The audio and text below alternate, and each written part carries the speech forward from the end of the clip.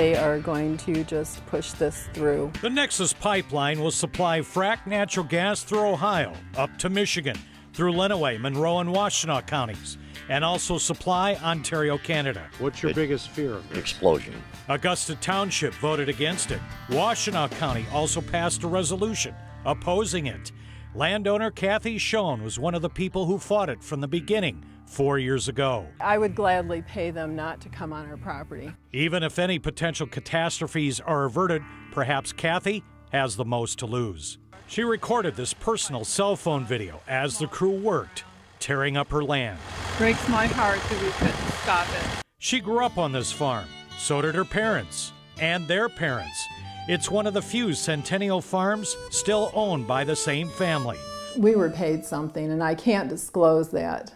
They won't let you? None of the landowners can disclose, from what I understand. What would happen if you did? Legal. Nexus officials say right-of-way and eminent domain payments are confidential. I think people should know. The Federal Energy Regulatory Commission gave final approval to the $2 billion Nexus last August, and all winter installation has been going on in several locations.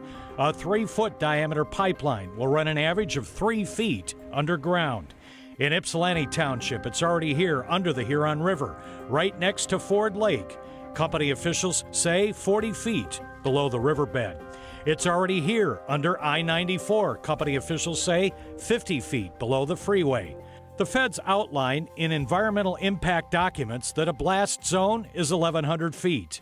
Lincoln schools have 3 elementary buildings in the line of fire where the pipeline work can be seen and heard daily. 2 years ago, the superintendent told us safety was his main concern. We are going to need some definitive answers. Do we stay inside the building, or is it best to leave the building? Nexus Pipeline officials decline an on-camera interview, but say they've gone through safety and public awareness programs that include first responders. And Nexus has donated $22,500 to these schools for science programs and band uniforms. The superintendent tells us now in an email, quote, "My level of comfort is irrelevant. The pipeline is coming through our community." It looked like you were looking down into hell. Just 2 years ago, a pipeline owned by Spectra, the co-owner of Nexus, exploded in a rural area east of Pittsburgh, causing a 12-foot deep crater and scorching 40 acres.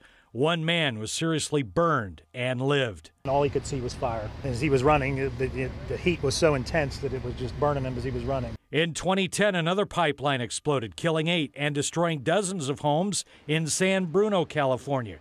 Sandy Arnold was severely burned. I've had lots of operations, a lot more to go, but this year I'm walking. I wasn't last year. This PG&E pipeline explosion was linked to a faulty weld on the line. We are deeply sorry. We failed our customers in San Bruno. Back here, safety is on the mind of parents at Lincoln schools with the pipeline so close. A lot runs through my mind.